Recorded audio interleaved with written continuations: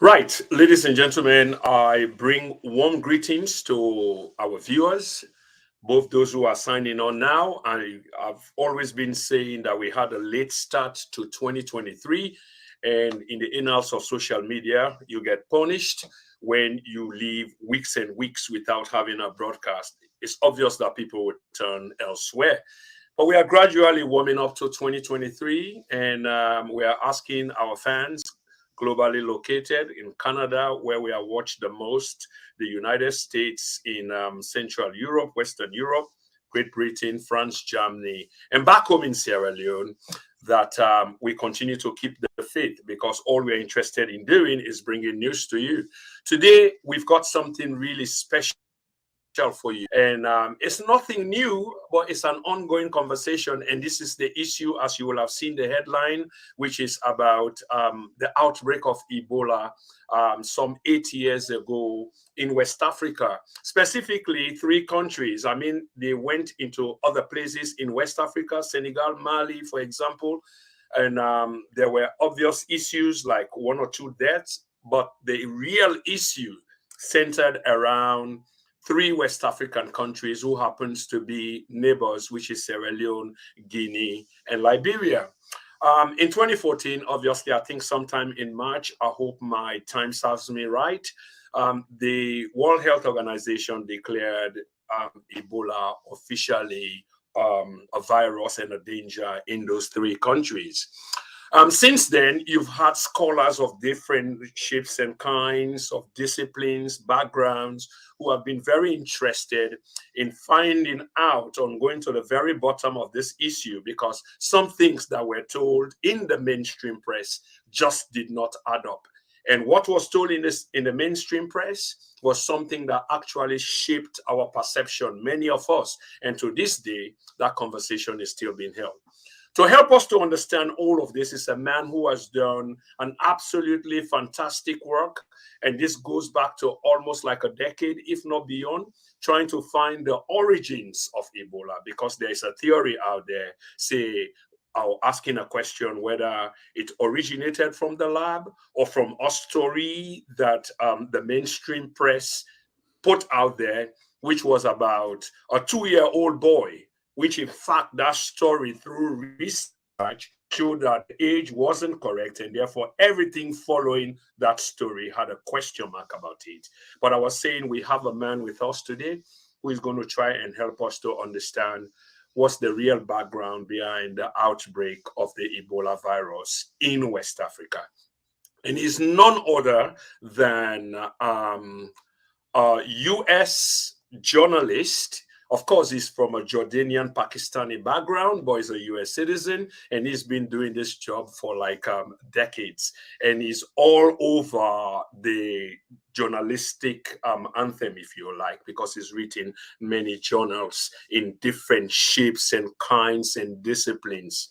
And we hope that this is not the only time we'll be having. It's none other but Sam Husseini. Sam, I'm really excited at having you on this program here today because it presents a different dimension to a locally based program. So I just want to say welcome to you, sir. Thank you so much. Thank you for inviting me, Prince, and I'm delighted to be in conversation with your listeners. I should just add, I'm Jordanian Palestinian background. Jordanian Palestinian. Thanks for that correction. Of course. I appreciate that. Thank you. Yes, sir. I want to go straight into it because we are like 12 minutes into the program, which is okay. And listeners and viewers, those of you who have signed up, we know the numbers are low and it's developing, but it's obviously important on our part that we share this program because it's kind of very educative. There is a narrative that was put out there about the origin of Ebola.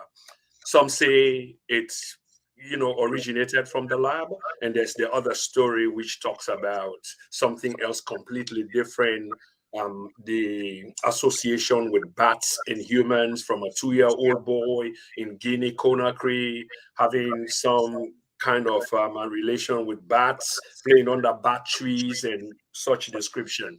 But of course, you've done plenty of work on this, Sam, if you don't mind me calling you Sam. Thank you, sir. I wonder what's your take on this, if you can help to educate those of us who are far from the reality of the story. I can share with you some of my findings. Please feel free to guide the conversation because I'm not fully aware what people, in West Africa or from West Africa know necessarily. Um, I looked at it initially in 2014, and I had some interest in biowarfare and general weapons of mass destruction because of my work on debunking the idea before the Iraq invasion that Iraq had weapons of mass destruction. I did a fair amount of work on that, and the anthrax attacks which took place in the United States. That's where I approached the story, and I did a little bit of work in 2014 just raising the question because I knew that certain people were claiming that it was connected to the US labs, the outbreak in 2014. But I had renewed interest in this in when COVID hit, and I was at the press club in Washington, D.C., and the CDC had a news conference. And I had just learned that there was a lab in Wuhan, and that it was apparently the only high-level lab in all of China.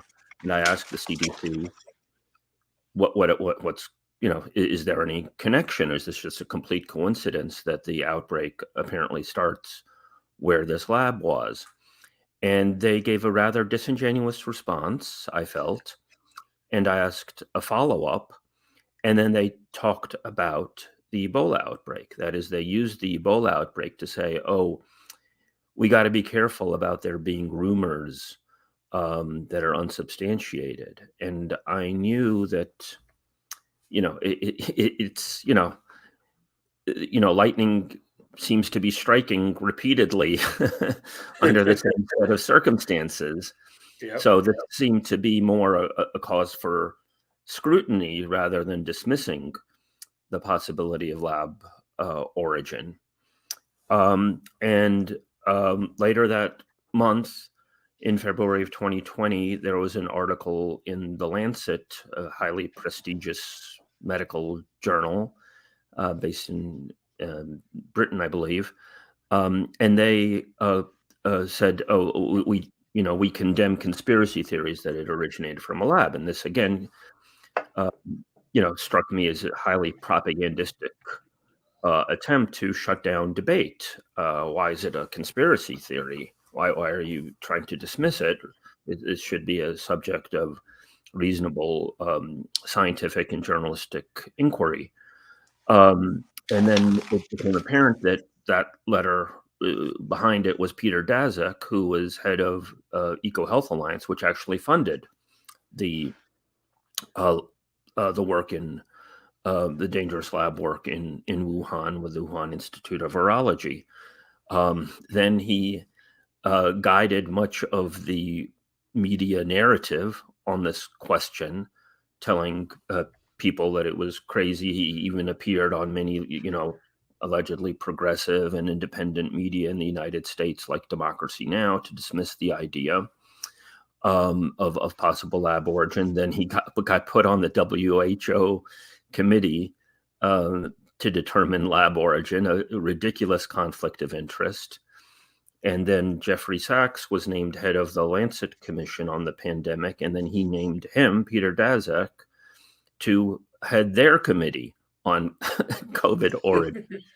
And this struck me as, just insanely, to call it a conflict of interest is a severe understatement. It was just a brazen propagandistic attempt to control the information and to obscure from the public the notion that COVID could have come from a lab.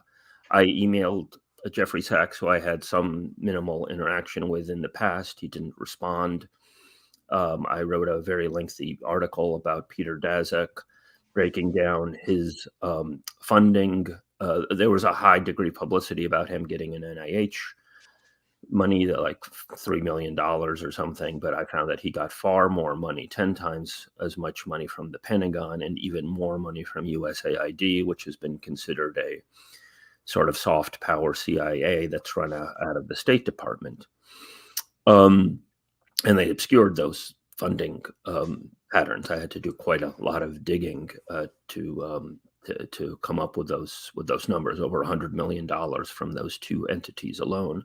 And I looked at that for Independent Science News. It's been in the U.S., the demented political system here, many, so-called liberals and progressives and leftists dismissed the idea of lab origin because of the, influence of the, they misunderstand what science is. They think that science is, just an appeal to authority rather than a method of inquiry. And also you had Trump and other right-wingers raise the possibility of lab origins in order to weaponize it against China. And so the left was reacting to that in a very counterproductive fashion. But that was one pillar, the Lancet letter with Peter Daszak, and people have begun to understand that now over the last year or so. But the other pillar also struck me as even more interesting. And that was the following month, in March of 2020, there appeared a article signed by a number of U.S. scientists that claimed to be more scientific than the Lancet letter, that claimed that COVID could not have been a laboratory construct. Dr. Meryl Nass, who is, I believe, that the first person to prove an outbreak of biological warfare in the post-World War II era. She was able to basically prove that in Rhodesia, the white supremacist government there used anthrax against Black farmers in the 1970s. She posted an article saying that this article in Nature Medicine was scientifically vacuous, that it didn't add up. It wasn't a scientific argument. It was just a construct to produce a desired outcome. I shared that with Richard E. Bright, an eminent specialist in the United States on biosafety issues. And he concurred, and he noted that there were other ways of having a laboratory construct that they did not meaningfully investigate. So it seemed like this was an additional pillar of disinformation. And then I realized that two of the people, the two most vocal, actually, people who signed that letter were Robert Gary of Tulane and Christian Anderson of Scripps Research. Your listeners may be familiar with them. They are respectively the president and vice president of the Viral Hemorrhagic Fever Consortium, which is based in Kenema, which has major facilities in Kenema, Sierra Leone. And so will that be the abbreviation for VHFC, I believe? That's correct. Okay, yeah. So the very people who were accused by many people, including many Africans, of having been behind the 2014 outbreak were out there claiming with little scientific merit that COVID couldn't have come out of a lab.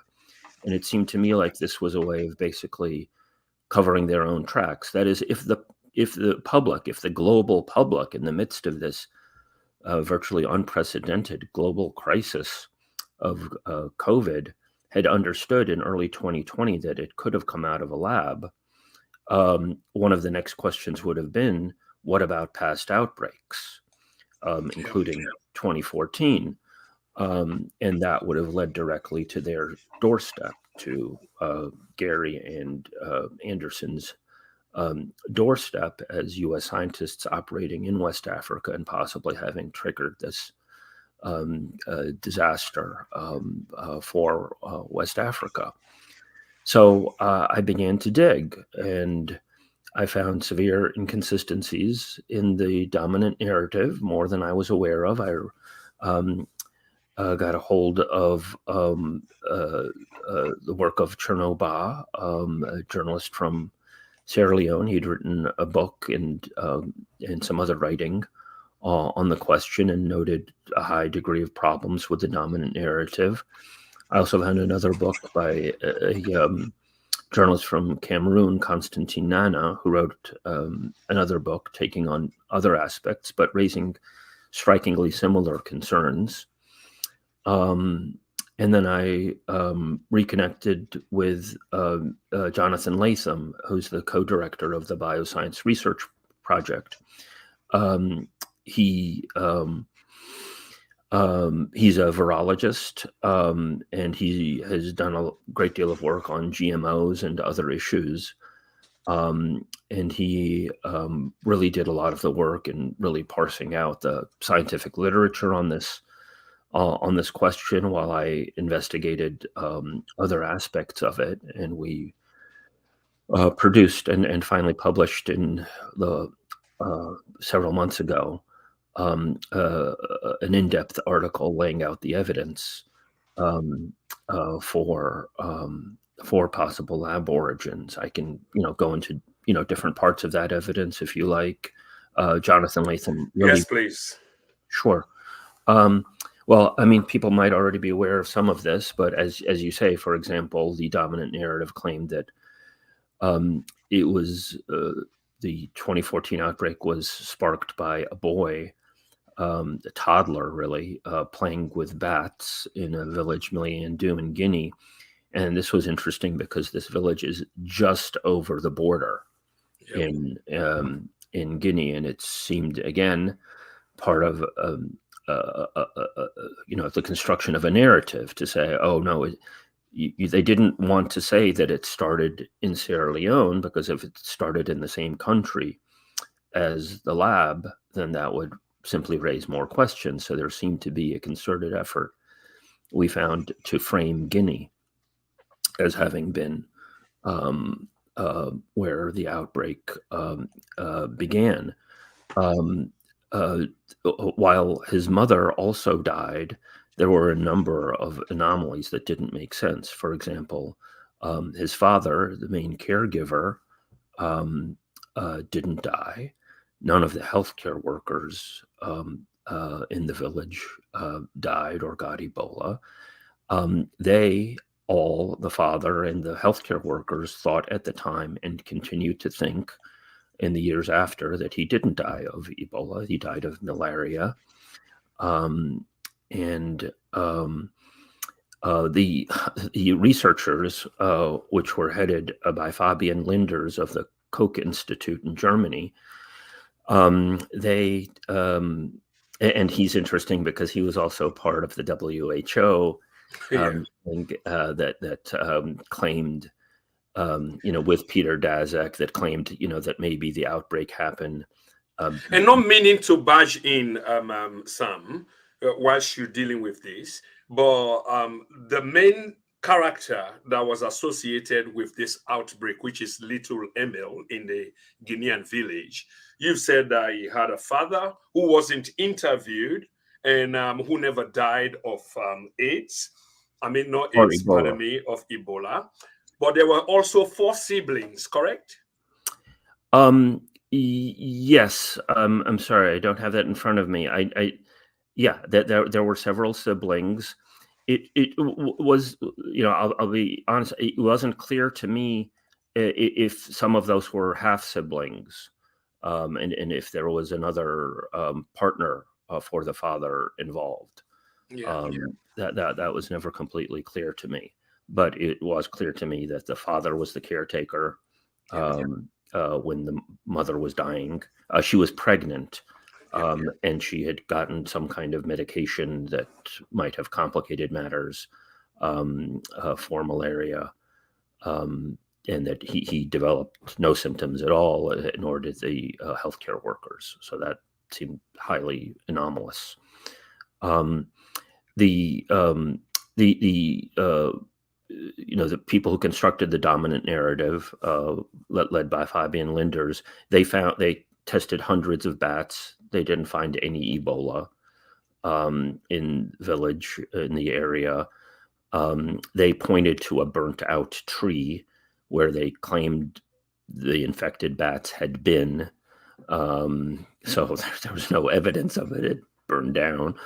Um, in past and of course there had never been an Ebola outbreak in this area. We're talking over 1,000 miles away, and that's strikingly similar, as are other aspects of the story, to the case of COVID, where the bats that are allegedly would originate the reservoir for COVID or are in caves in China, in a province over 1,000 miles away.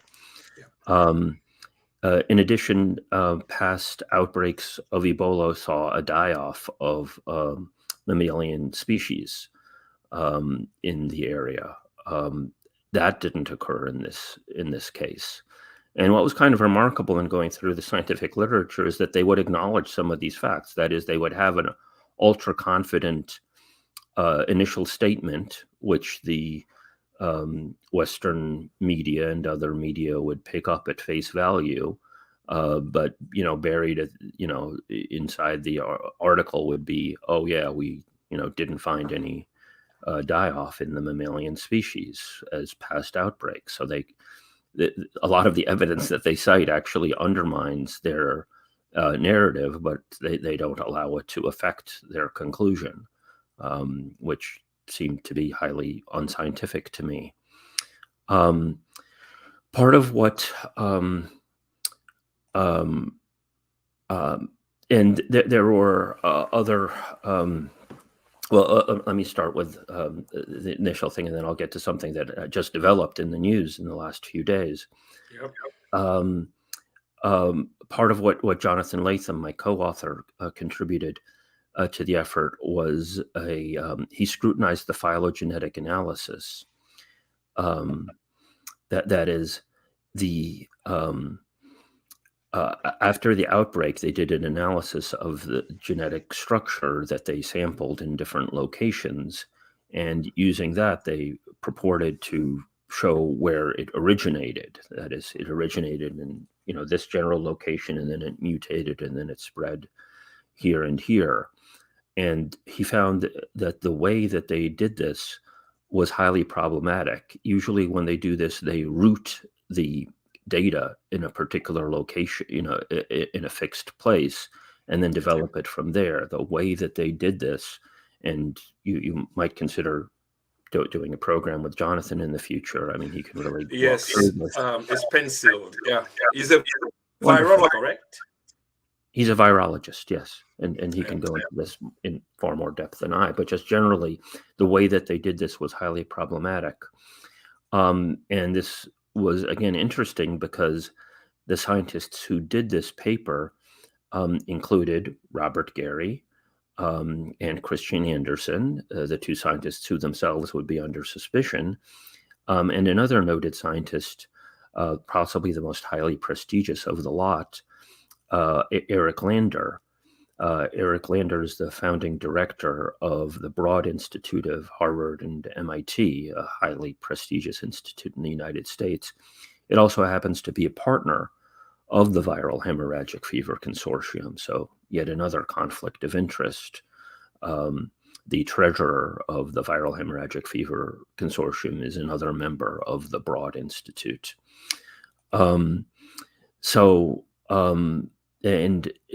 Interestingly enough, Eric Lander was brought in as by U.S. President Joe Biden's senior scientific advisor. When Biden came into office, he resigned about a year ago, apparently connected to issues with abusing his staff. I should note that there were a whole series of other pieces of evidence, around how Guinea had been framed. That is, you had apparent undercounting done in Sierra Leone, and another group associated with the Viral Hemorrhagic Fever Consortium, Metabiota, was apparently. When you say undercounting, Sam, what exactly do you mean? This group, Metabiota, was responsible for doing some of the assessments as to how the outbreak was spreading.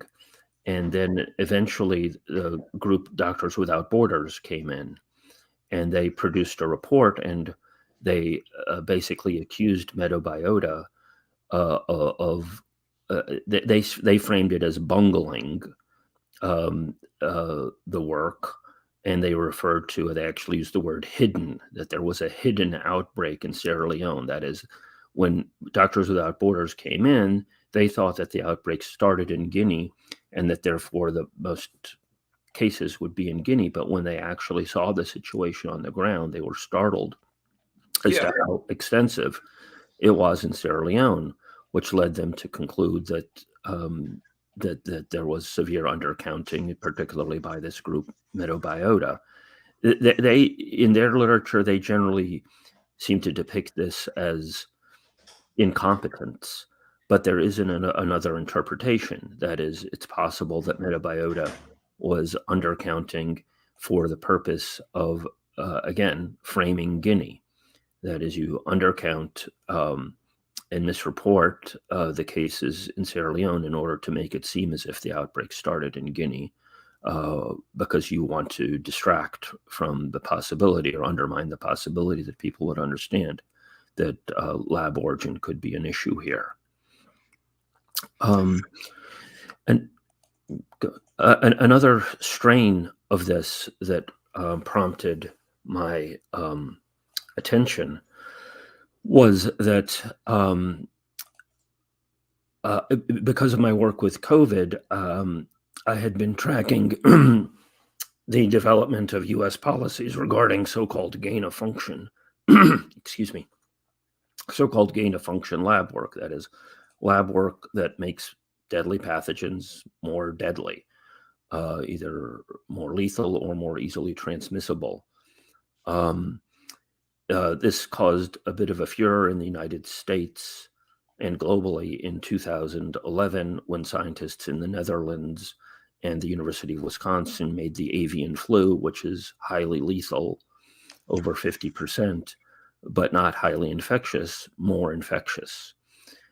They passed it through, they did it passage. They basically, passed it through a series of ferrets, which have a lung system similar to humans, and made it so that it was it could infect humans more easily. It's estimated that if this were this weaponized version of the avian flu were to escape a lab, it would easily kill over 1 billion people, perhaps half the population on Earth. So this whole, gain of function is something of a euphemism. In some of the scientific literature, it's called the creation of potential pandemic pathogens. Francis Boyle, who is the author of the U.S. implementing legislation for the Bioweapons Convention, calls it basically biowarfare. And he vociferously condemns the scientists who are involved with it.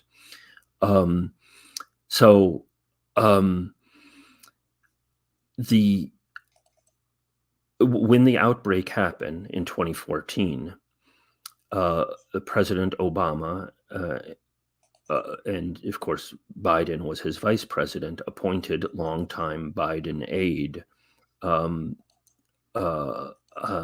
Klein as his Ron Klain, I should say, as the so-called Ebola czar in charge of the outbreak. They appointed him on October 17th, 2014. That very same day is when the Obama administration instituted a pause on funding of this so-called gain-of-function dangerous lab work. Will you break down gain of function for us, please? Gain of function experiment involving influenza, SARS, and MERS viruses. What is exactly the meaning of this? It's a euphemism. What gain? I mean, it sounds like a good thing. Gain of function. Oh, yay! It's to gain the function for the pathogen. It's to make the virus or other deadly pathogen either more deadly or more easily transmissible by adding something to it, to make it more infectious or to make it more lethal. This is ostensibly done for the purpose of learning how to defend against it. That is, we have to understand how this works so that if the terrorists ever got a hold of this, or if nature came up with this, so we would know how to defend against it. There was a dramatic increase of this of spending on this lab work after 2001. In 2001, you had, of course, the 9/11 attacks at the Pentagon and the World Trade Center, but they were quickly followed by the anthrax attacks. The anthrax attacks were delivered in the mail. They were a false flag attack. They said, death to America, death to Israel, praise to Allah, you die. But some of them were real, though. Some of them were real and some of them were fake. Two of the real ones were sent to two U.S. senators, Patrick Leahy and Tom Daschle, who were positioning themselves to stand in the way of some of the Bush administration policies. It was during this period that the Bush administration rammed through the so-called Patriot Act, which restricted civil liberties in the United States, and also initiated the first of their several wars. Sam, will it be fair to conclude that since two senators who opposed to then President Bush's policy were attacked with this anthrax, real, so the source of this attack will definitely have come from, will I say, the government side, or people who supported President Bush, who thought that these people were anti-Bush? Well, that's certainly a very, very reasonable question to ask. It was depicted in the U.S. media as, at face value, that it came from Al Qaeda and or Iraq. In the U.S. media depict this as a reason to attack Iraq, to even use weapons of mass destruction against it, because they have crossed the Rubicon, was what many commentators were saying, and they have used weapons of mass destruction against us, so therefore we need to put nukes on the table in this equation. This was the level of discourse in the United States at the time. But an analysis was done and found that the type of spores, which were highly aerosolized and could be distributed and were quite deadly, were Amerithrax, were a U.S. strain of anthrax, not as some in the media had falsely reported using anonymous sources who they never named, as coming from Iraq. And that became finally accepted because, it was scientifically established that was the case. So it came from either a U.S. or a U.S. allied lab. It could have come from England, it could have come from Israel, but some lab that was allied with the United States. And then there was massive spending, to answer your question, on so-called gain of function. Ironically, this dangerous lab work came out of a U.S. lab facility, and then they started funding more dangerous lab work. They tried to pin the anthrax attacks on two individuals. The case fell apart on both of them, and then they pinned it on Bruce Ivins, a scientist at Fort Detrick, who and were in the process of charging him, and then he died of an alleged suicide. So there was never a trial. They never had to present the evidence as to what actually happened. In 2008, then FBI Director Robert Mueller was brought before the U.S. Senate, and Patrick Leahy, one of the targeted senators, told him to his face that he did not believe the FBI claim that Bruce Ivins did all of this by himself. There was one U.S. congressman that would repeatedly call upon Congress to investigate this bioweapons attack that took place on the U.S. Congress. He's no longer in office. Congress never investigated it.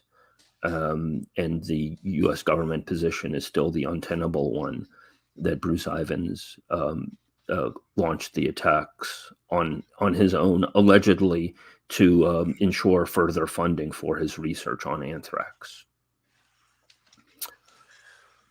Yes. Interestingly, we come into a greater point in this conversation around Ebola. But one thing of interest to me, which you stated earlier, in the earlier part of this conversation, was something that pricks my mind is all of the names that you've mentioned, be they scientists or from the academic sphere of influence, are all sort of connected to government or government-related sources.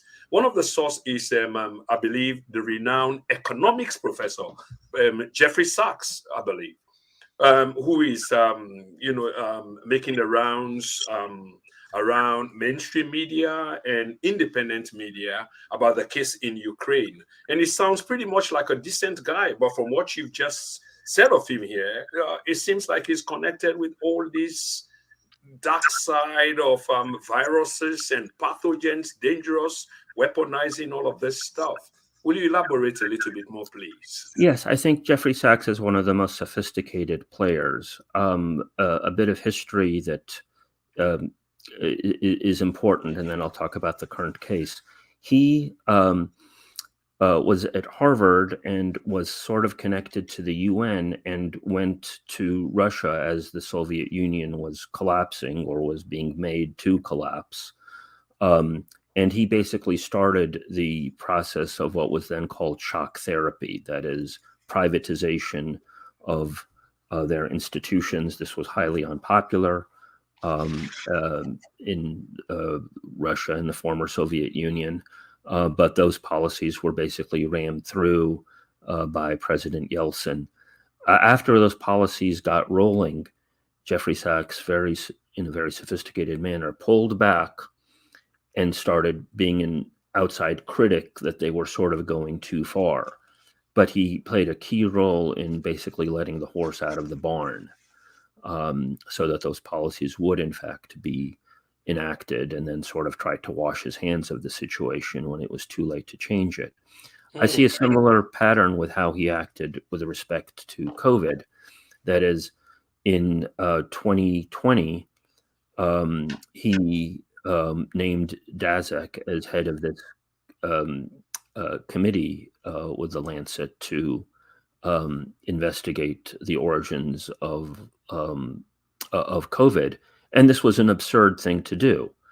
As I noted, Daszak had funded the labs under suspicion. He had dismissed as a conspiracy theory the possibility that of lab origin. He had claimed openly at the time, when on the rare occasions when he was questioned, that he had no conflicts of interest whatsoever.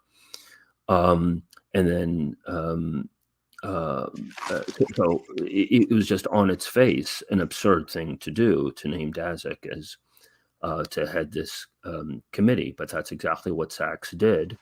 I immediately contacted him and I laid out much of what I've told you, and I never received a response from him. I finished my piece on Daszak in December of 2020, in-depth piece, which gave a breakdown of his finances from the Pentagon and USAID, and I sent it to Sachs. Still no response from Sachs. And then not until mid 2021 did Sachs finally say, "Oh, no, Daszak he's not being straightforward with me, and so I have to ask for his resignation." But that had the effect of basically delaying a reckoning on these questions for a year. And actually, he finally fired Daszak right around the same time that the U.S. intelligence agencies were finally saying that it could have come from a lab. They in the summer of 2021, the so-called intelligence agencies, the spook agencies, the CIA and company, put out an assessment that said it could have come from a lab, which sort of, so he in effect acted, at least in terms of the timing of the events, in concert with that sector of the U.S. establishment. So I think that, it's hard to, I'm not a mind reader, but in the last several months, Sachs has been increasingly vocal in his statement that indeed COVID could have come from a lab. And he's been critical of U.S. policy in terms of the Ukraine and the culpability that the U.S. might have in terms of the destruction of the Nord Stream pipeline. I should say that he also, like many people who've come across on this issue, is adamant in what he says, or not adamant, but he always seems to reference that it was a glitch of biotech. I try to approach things very methodically. I don't say lab leak as many do, including Sachs at times. I say lab origin. I don't know if it was a leak. We have to, given the stakes involved and given the deceits that have already taken place, I think we have to approach this methodically. Absolutely. Many thanks for this. And ladies and gentlemen, we are talking to the US journalist, a man of vast experience who has done massive work in terms of research on this same Ebola. Is none other but Sam Husseini.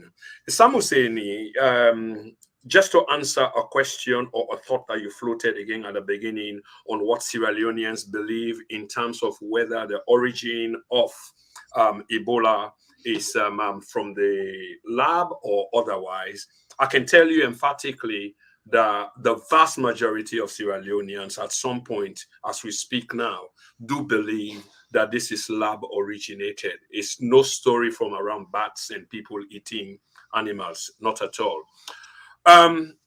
Just going back to the story briefly, the discovery of Ebola was somewhere in the east of Africa, and that happens to be something like 3,000 miles away from the outbreak in 2014 down in West Africa.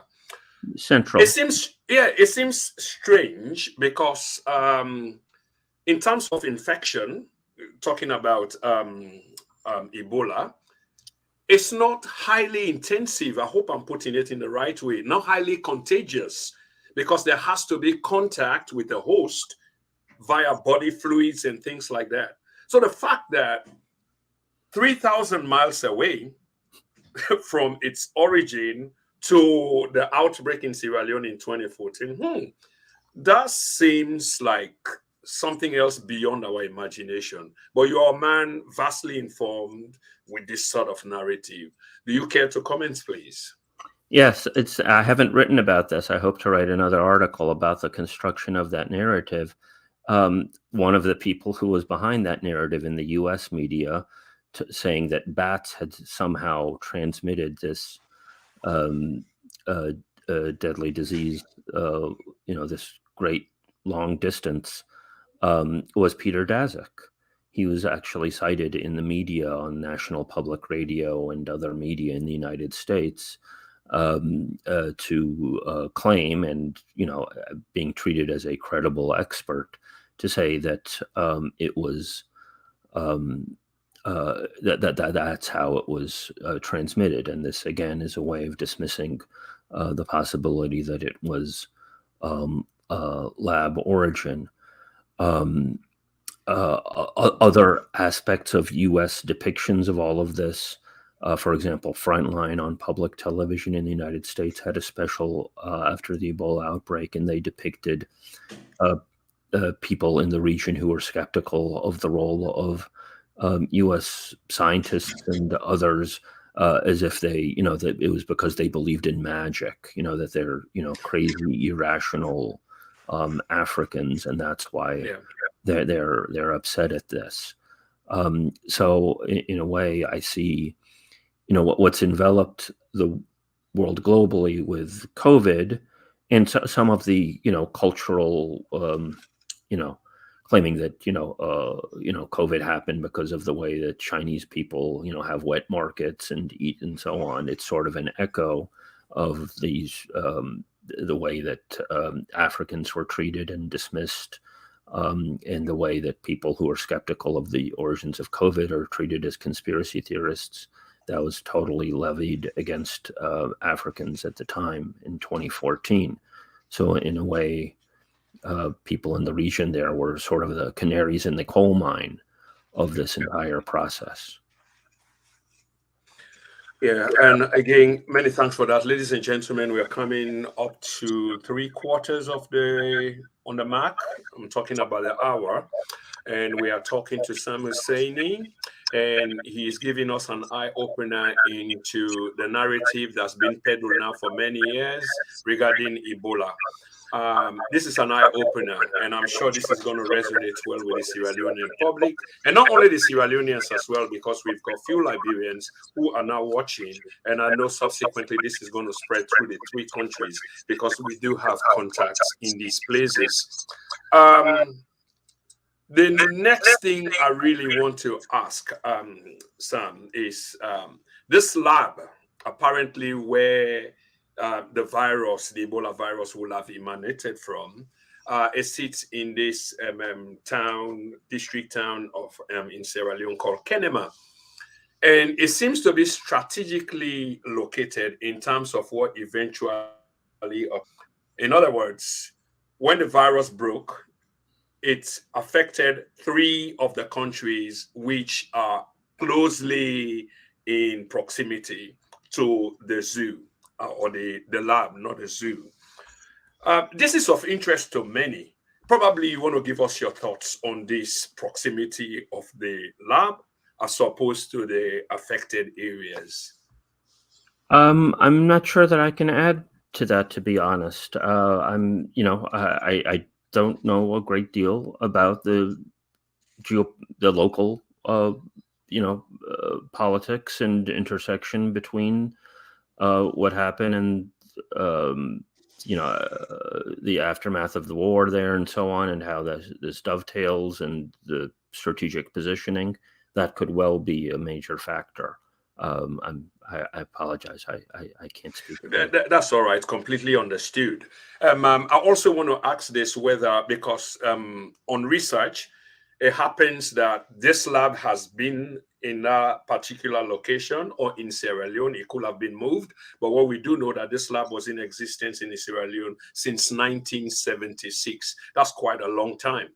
But you may be familiar with what happens in the lab. So the question I wanted to ask, and while providing the background, is the fact that Ebola became or had a presence, just about 8 years ago, and this lab had existed way beyond the 8 years, going back to 1976. Does it make any difference, or are there dynamics, something related to the development of viruses all the time in different dimensions, sizes, and tracks in the lab? So therefore, it doesn't matter whether the lab was there in 1976, in 2015, 2014, they decided to try different pathogens, weaponizing viruses. Could that be a possibility? Yeah, well, I think that both the long history of it and its reviving are relevant because of the interest that there were, I understand it, British facilities before, and then the US CDC had facilities in the 1970s. And I know a little bit about that, but I certainly have not fleshed out that part of the story yet. But then there was an accelerant starting in 2010, and this was part of the aftermath of the anthrax attacks. with the renewed U.S. interest in biowarfare / biodefense, so-called biodefense, they reclassified Lassa as the highest category pathogen, that it was of interest to them in terms of biowarfare and biodefense. And since Lassa was endemic to the region, more of this U.S. Funding and work intensified at that point. There was a Reuters piece that came out right around that time, 2010, 2011, where a Reuters reporter, or it's actually, talked about in terms of biowarfare, biowarfare outpost in West Africa. And the researcher there, who was affiliated with the head of it, Robert Gary of Tulane, basically just openly said, we have less safety constraints here than we would in the United States, but that allows us to do more work more easily. So it's just an open admission that at minimum that they were operating under more unsafe conditions there. And indeed, much of what's been documented around the facilities, that they were reusing needles, that they were operating in dilapidated, underfunded conditions. This incredible combination of working with deadly pathogens with such, neglect and minimum recklessness, what was a prescription for disaster. Yes, and many thanks for that. And again, promise that we'll do this interview between an hour and an hour and 20 minutes. We've done basically an hour, of course, 10 minutes late. So we've got 20 minutes, and I've got a few more questions to ask. And just before we end, I want to say thank you for taking up this interview, taking up your time. Really appreciate this, and I'm sure the audience will. You mentioned Lassa fever, and at some point, this is what the lab tried to promote, a diversion away from, of course, it's consortium, but they tried to lay emphasis on Lassa fever. And like you said, this was something which was predominantly known in the West African region, but it sounds as a cover. Will that be like a red herring? Because one moment, Ebola will be in the mix, and the next moment they will paper over Ebola altogether and just focus on Lassa. Yes, there are different theories about what might have transpired. We don't know what their internal thinking was, what their internal work was, and given the nebulous nature of biowarfare, it's like a double problem. Let me take a step back as I try to grapple with your question, because I think it's an important one and a complicated one that I don't have a definitive answer to. It's often said that biowarfare is a weapon, a poor man's weapon. That's not true. Biowarfare has a unique attribute that so-called great powers desire, and that's deniability. It's a nice country you got there. Too bad if there might be an outbreak. Cuba, for example, has repeatedly charged that the United States has used biowarfare against it over the decades. It's virtually impossible to prove that. One time in Cuba, they got a dengue fever outbreak, and U.S. scientists had been telling the Cubans, you shouldn't be having your troops fighting against the racist governments of South Africa because they might come back with dengue fever. Yeah. And then sure enough, there was a dengue fever outbreak in Cuba. Many Cubans interpreted that as an effective threat that the United States basically told them if you keep this up, if you keep doing what we don't want you to be doing geopolitically, we're going to cause an outbreak and we're going to have plausible deniability. You won't be able to prove that that's what happened. So in the case of West Africa, you have the cover story of we're dealing with Lassa fever, which is of interest to us as a Class A pathogen. It's endemic to the region, so it makes sense for us to be working here. Whether they were working on Lassa to make it more virulent, were they working on gain of function with Lassa, were they working on Ebola? We did a breakdown of the scientists involved, and they did a great deal of work on Ebola. We were not able to prove definitively that that work was done in the Kenema lab, in the facility. They could plausibly claim that work was done in facilities in the United States. But that just highlights, given the nature, the amorphous nature of biowarfare, biodefense, that it's critical that they operate under a high degree of transparency if they're allowed to operate and do this kind of dangerous lab work at all. So that would be a primary demand of full disclosure on these issues. Unfortunately, there's no entity to take this on. The dominant media institutions have not fulfilled their alleged mandate of informing the public. The Bioweapons Convention does not currently have a body to implement it. That is, there's no equivalent of the IAEA for nuclear weapons or the OPCW for chemical weapons.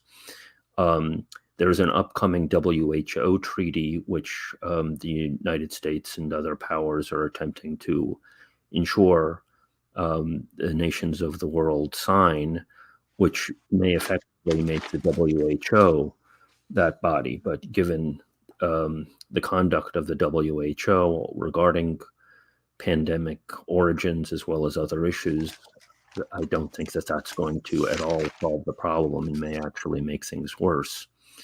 The one possible avenue for full disclosure is the U.S. Congress. The Republicans who have at least expressed some interests in all of this are saying that they want to get to the bottom of COVID. I'm highlighting the case in highlighting this case. I'm hoping that this helps the discussion be more about biosafety. There are elements of the Republican Party, as well as the Democratic Party, who simply seek to use this issue as a weapon against China, to demonize China and to say that they caused COVID, and that's the story, and that's not the story. The story is that this lab work poses an existential threat to humanity, and it shouldn't be done. And indeed, the United States has led the way in doing this dangerous lab work. If China is responsible in some way, if it made a mistake in terms of COVID, that should certainly be exposed. But it was in the process of this dynamic that the U.S. put into place. Yes, indeed. Many great points made right there, Sam. Something I wanted to draw to your attention and the reader's attention is something that you said about laboratories of this kind, how difficult they can be to find and how secretive in nature they can be. For example, will be for like years, the Russians were complaining of this kind of laboratories very close to their borders in Ukraine. Yes. Of course, there were many denials. Only after the conflict ensued back in February of 24, that the Russians are now armed with evidence to prove that what they've been saying over the many years is quite true. Compelling U.S. officials, and I believe, what's the name of the lady? She had to appear in front of Congress. but they've always got a way that they twist this story. So it's not a lab to create viruses, it's rather for research purposes. Well, I thought they never existed then suddenly they do exist. In 2011, Sam, you asked the CDC whether COVID had lab origins as well, just like you've done with Ebola. I wonder what was the reply to you? Okay. Well, you mentioned Ukraine. That's Victoria Nuland. I think you're thinking It's of. Victoria Nuland. That's correct. And she responded kind of remarkably forthrightly, I suppose, to Marco Rubio when he questioned her about labs in Ukraine. He seemed to be saying, "This is, what do you say about this crackpot theory?" Seemingly expecting her to say this is crazy, but she conceded that yes, there are U.S. biolabs in Ukraine, and I should point out, Metabiota is involved with that. So again, we see a strain between Metabiota, which was perhaps highly culpable for the situation in West Africa from 2014, playing a significant role in the dangerous situation in Ukraine. And I'm sorry, you were getting at another issue, and I blanked on it. Oh yeah, no, I was saying, along the way, you did ask similar questions, which you've been asking whenever you've got the opportunity to the CDC, whether the COVID-19 strain that we had was also a lab originated sort of virus.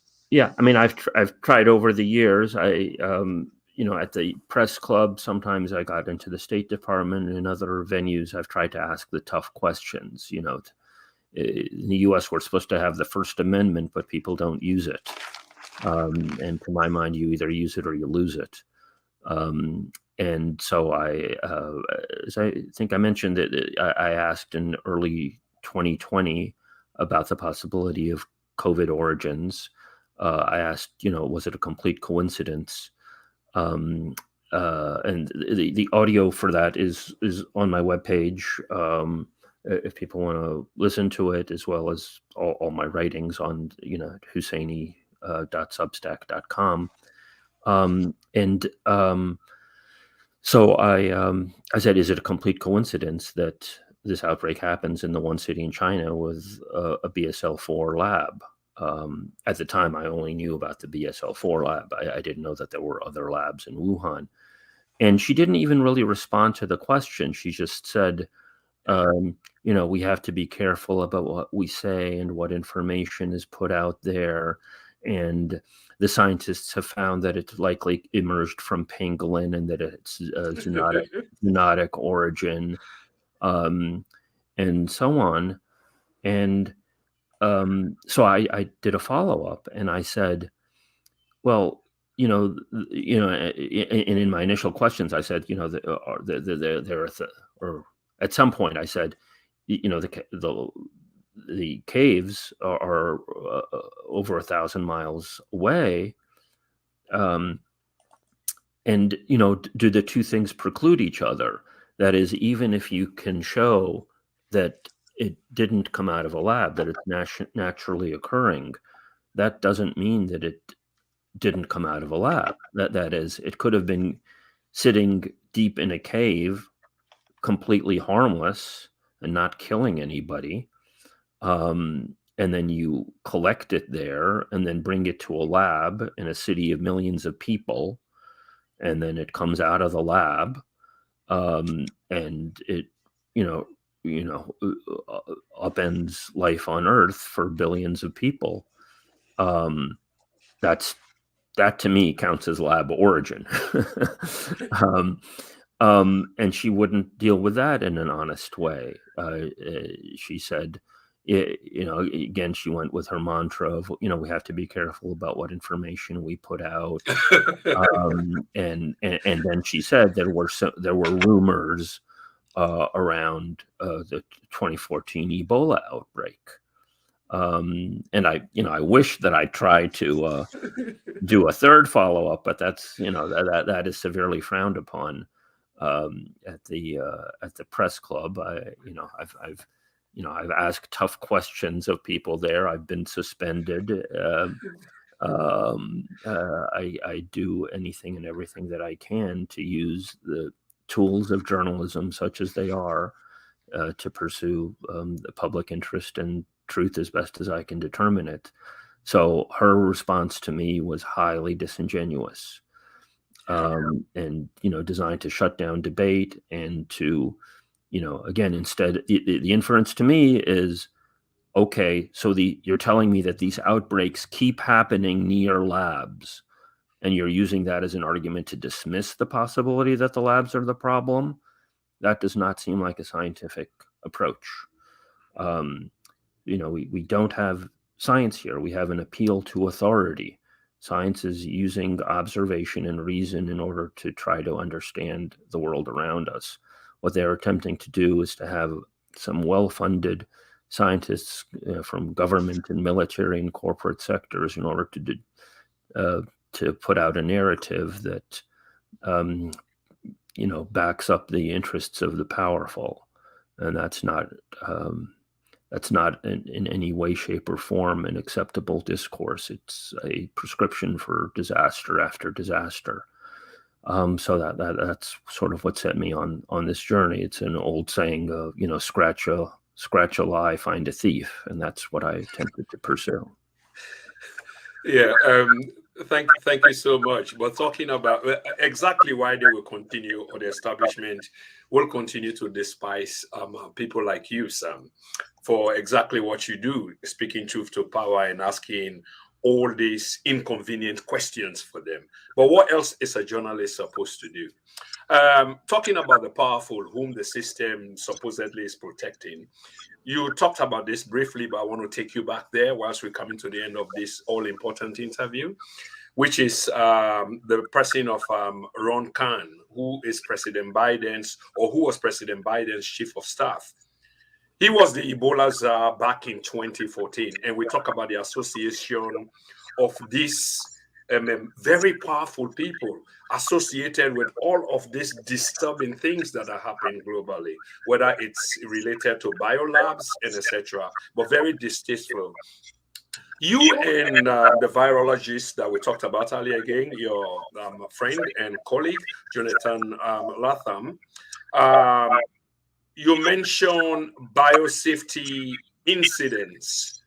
What is this, in effect, really supposed to mean? I know there's a meaning around it, biosafety, but if these biolabs are supposedly doesn't exist in the form that we speak of them, what's the biosafety that you're talking about?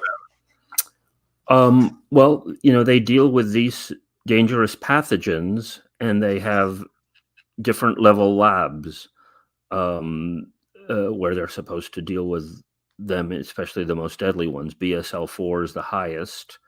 That's where they have their spacesuits and air ventilation systems that presumably prevent dispersal. And then BSL-3s are a little less extensive, and BSL-2s are sort of what you would find in a dentist's office. And there are somewhere between 11 and 24 BSL-4s in the United States. And, an increasing amount overall. The one problem that I'm finding going forward, the dynamic, is that there's sort of a mantra of, maybe it came out, maybe COVID did come out of a lab, so therefore what we have to do is build more of these facilities, not seeking to question the validity of this work, but rather to actually potentially exacerbate the problem by doing more of this dangerous work that may well be bioweapons development by another name, and an actual proliferation, a further dynamic of a biological weapons arms race with the United States and China and other countries around the world, which are effectively violating the Bioweapons Convention. Britain, France, Israel isn't even a signatory to the Bioweapons Convention. and Russia itself is doing such work. South Africa allegedly, the apartheid at the end of the apartheid regime, they allegedly destroyed their stocks.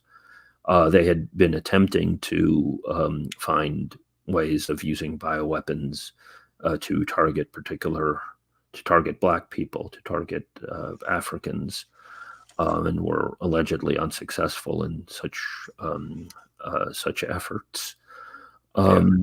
So there's a problem going forward in terms of actually building up more of these labs. Again, it's similar to what happened after the anthrax attacks. After the anthrax attacks, where U.S. facilities were the problem, they poured, billions and billions and billions more dollars into the work. In 2005, 700 noted scientists in the United States signed a petition to the NIH saying, you're distorting our scientific field by funding all. Sam, can I ask you this quickly before I lose this thought in just something like you said, which is they've been targeting Africans in terms of all this biowarfare for many, many decades. What's the intent behind this, or what's the motive? Is it, as a guinea pig for different reasons, or is it a population reduction, or just don't value the lives of Africans at all? I don't, I think it varies, and I'm not a mind reader, and everything is classified, so it's difficult to say for certain.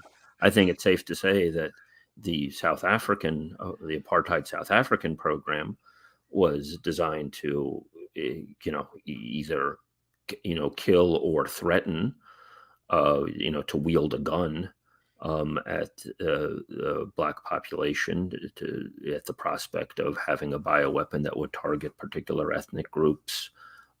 Again, allegedly, people are genetically remarkably similar.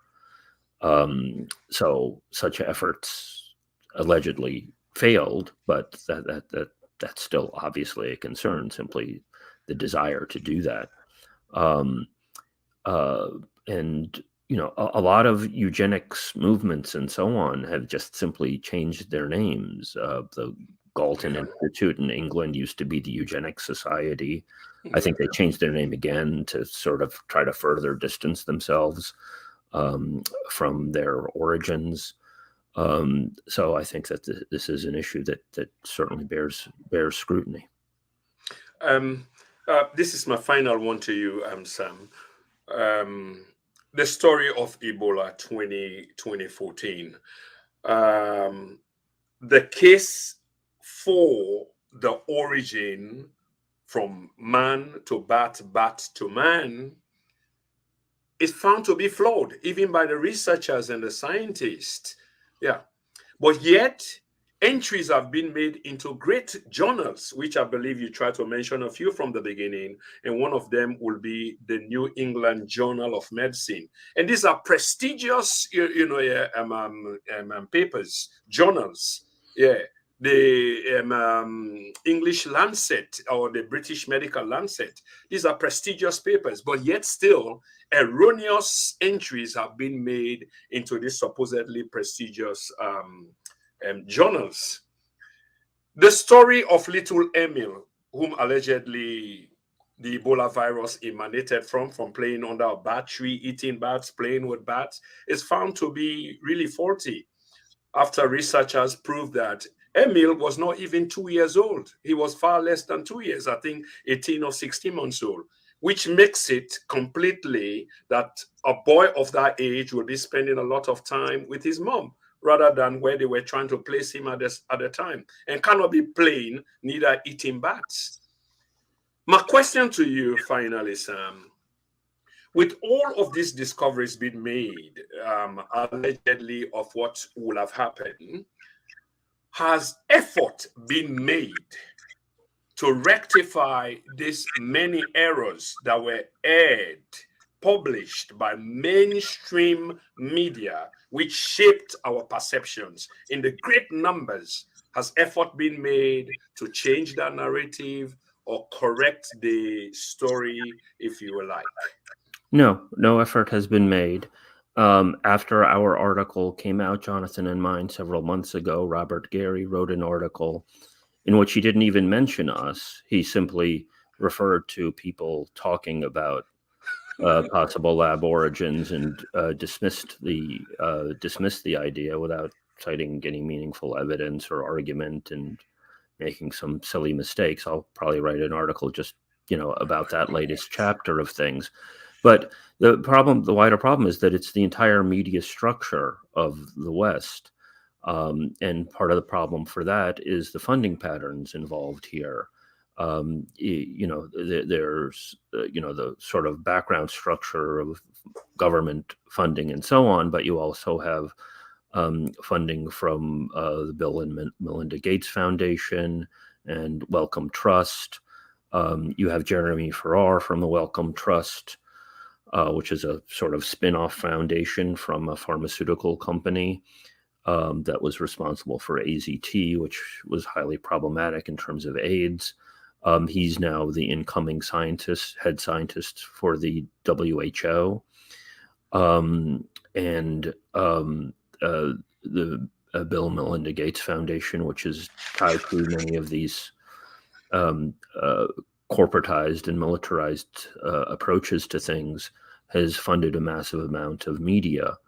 And the scientists themselves are, begging, the NIH and USAID and other entities for funding.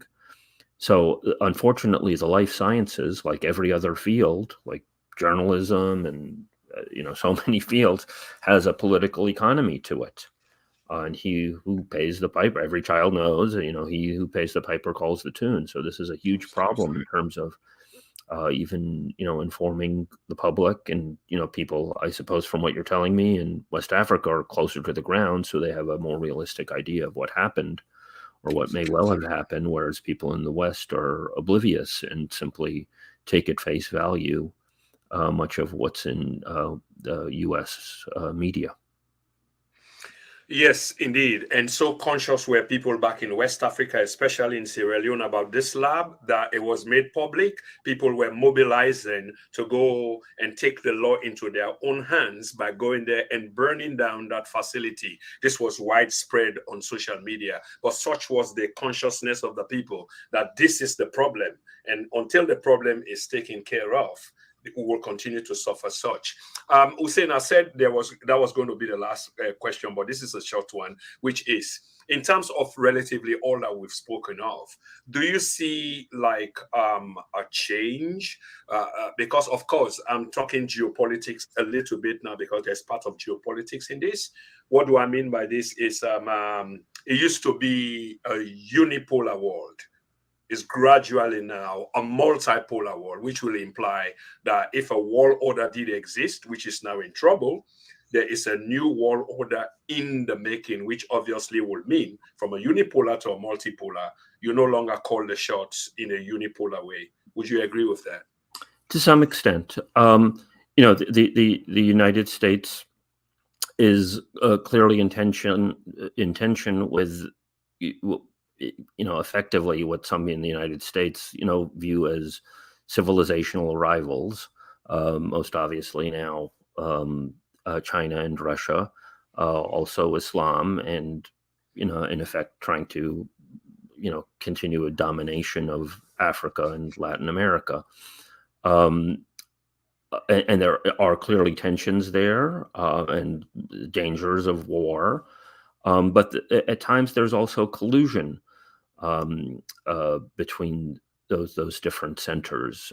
For example, in terms of the response to the pandemic or how it's been used, what may happen with the WHO, the so-called great powers may share certain interests and may not, that might give space to people in Africa and elsewhere to assert themselves, to benefit from the tensions between the so-called great powers.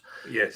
But the great powers, so-called, I really got to come up with a better term here, may well collude and and find ways to hoist a mutual agenda that they may have on various countries and peoples who are simply trying to develop their own independent path. I cannot agree with you more. And what a high note to end on. It's obviously they go different paths, but when their collective interest is threatened, they come together and form a union and fight off whatever is threatening their common agenda. Hussein, for those of you who are watching and who will watch, if you want to see the works of this great man, you can find that at Sam Husseini or Husseini.substack.com. That's my latest writing. Mm-hmm. That's my latest writing, and people can sign up to the email list there, and as well as see all my past writing and links to my past writing, Husseini.substack.com. So if you do go to Husseini.substack.com, you will see all of his writings, both in the past and in the now. And I've seen some of it, and I'm subscribing to some of it. And it is great. It is refreshing for the mind to see something different other than the usual. Sam, I want to say thank you very much. This is of great interest to me and many people of African descent, specifically down in West Africa. And I'm sure this interview is going to go down well, and the numbers are going to swell later as people come from their various activities and come and watch. And this is your first time on the platform, but it's definitely not going to be the last, as I'm interested in talking to you specifically about geopolitics. Yeah. And I think there are some commonalities there, judging from the conversation. Thank you so much, sir. Thank you for a great conversation, Prince. You're welcome. And I'll see you later. Many thanks and goodbye. So, ladies and gentlemen, this is it. We've come to the end of this conversation between me and Mr. Sam Husseini, a U.S. journalist who has written widely on various subject matters. And I want to say thank you to him as well, for taking the time off, 1 hour and 30 minutes. Talking about Ebola outbreak. Some of us think that this was 8 years ago, but just 2 years ago was another outbreak called COVID. And certainly that's not the last, there will be another. Hence the interesting and important part why we should be having these conversations, so that we can tell the great powers, as he rightfully labeled them, that we are aware and we're not sitting down on our butts, just having what they have to tell us. And we are having a conversation around this path to tell them that we are inclined, and we are watching and we are aware, and we'll continue to have these conversations. Many thanks once more to our guest. And ladies and gentlemen, finally, this is it. Don't forget to join me tomorrow when we'll be talking local politics about what is coming in 2023. Goodbye and good night to all.